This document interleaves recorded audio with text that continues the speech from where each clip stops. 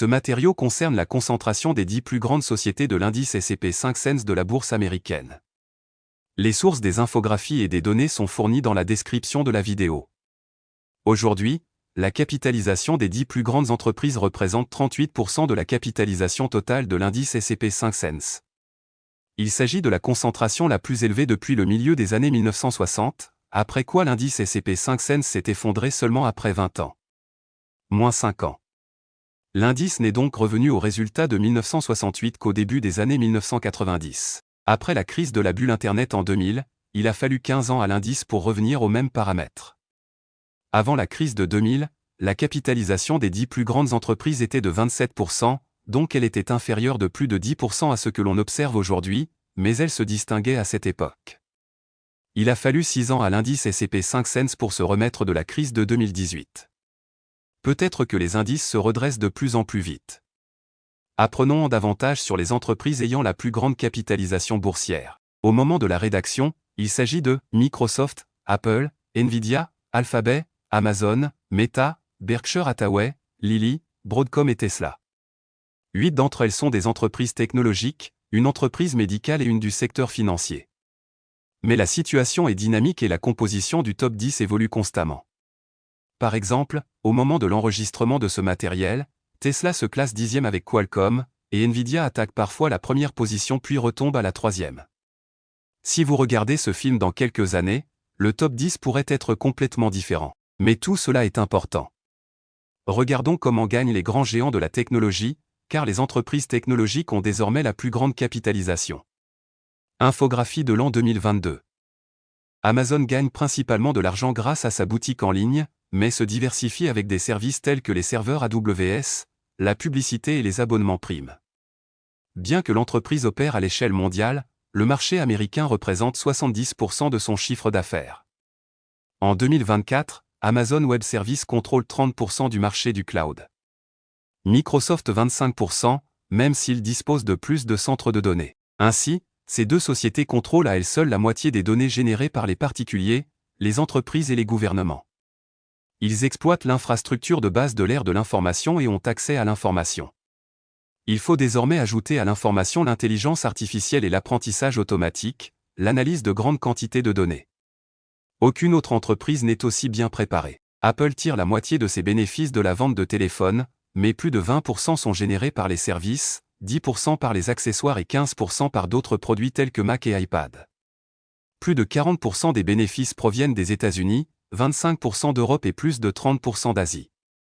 Alphabet tire près de 60% de ses bénéfices de la recherche Google. Les 40% restants sont répartis à parts égales entre le réseau Google, la publicité YouTube, Google Cloud et d'autres services. Près de la moitié des bénéfices sont générés aux États-Unis, 30% en Europe et au Moyen-Orient, 17% en Asie-Pacifique et 6% en Amérique latine. Microsoft ne génère qu'1 dollar sur 10 avec les ventes du système d'exploitation Windows le plus populaire. Près de 40% des revenus proviennent des services de serveurs. 23% d'Office, 7% de jeux informatiques, 7% de LinkedIn, 6% du moteur de recherche Internet Bing, 9% d'autres services. Attention! Cette infographie a été générée avant le lancement de ChatGPT AI. La moitié du chiffre d'affaires aux États-Unis, la moitié dans le reste du monde. Meta est une société de publicité dont 98% des bénéfices proviennent de la publicité sur les sites web de la société tels que Facebook et Instagram. 43% des bénéfices sont générés en Amérique du Nord, 24% en Asie, 23% en Europe et 10% dans d'autres régions. Pré-AI, Nvidia répartit ses flux de revenus à peu près également entre les produits informatiques et graphiques. Les marchés chinois ont généré le plus de bénéfices, soit 48%, les États-Unis 31% et le reste du monde 22%. On constate donc que les géants basent encore leur développement sur des produits phares, mais se diversifient vers d'autres produits et services. Géographiquement, ces sociétés sont également diversifiées à l'échelle mondiale, même si environ la moitié de leurs bénéfices sont générés aux États-Unis. Nous savons comment certaines grandes entreprises technologiques gagnent de l'argent, mais qu'est-ce que ça fait de travailler dans ces entreprises? En 2023, les bénéfices de 5 grandes entreprises technologiques étaient supérieurs à la moyenne américaine de 60 000 $. Meta, Google et Nvidia ont payé le plus cher. Tesla et Amazon emploient principalement des travailleurs peu qualifiés et paient des salaires inférieurs à la moyenne, même si elles sont classées comme entreprises technologiques. Nous connaissons désormais les entreprises qui génèrent près de 40% de la capitalisation de l'indice S&P 500. Leurs produits et services valent-ils donc cette valorisation? Le marché vote oui, mais sans les 10 plus grandes entreprises, la hausse de l'indice S&P 500 au premier semestre 2024 n'aurait pas été de 15% mais de 3%. Nvidia est à lui seul responsable de 5 points de pourcentage de croissance de l'ensemble des principaux indices américains. Les 10 plus grandes entreprises représentent également un tiers des gains des indices américains au cours des 5 dernières années. Au cours de cette période, le S&P 500 a également enregistré un gain annuel moyen de 16%, contre une moyenne de 10% au cours des 30 dernières années. Pour calmer la tendance baissière, le ratio cours-bénéfice des 10 plus grandes sociétés se situe aujourd'hui autour de 35. À titre de comparaison, avant la crise de 2000, ils étaient une quarantaine. Ainsi aujourd'hui, malgré la plus forte concentration depuis près de 60 ans, ces actions ne sont pas les plus chères par rapport aux bénéfices futurs.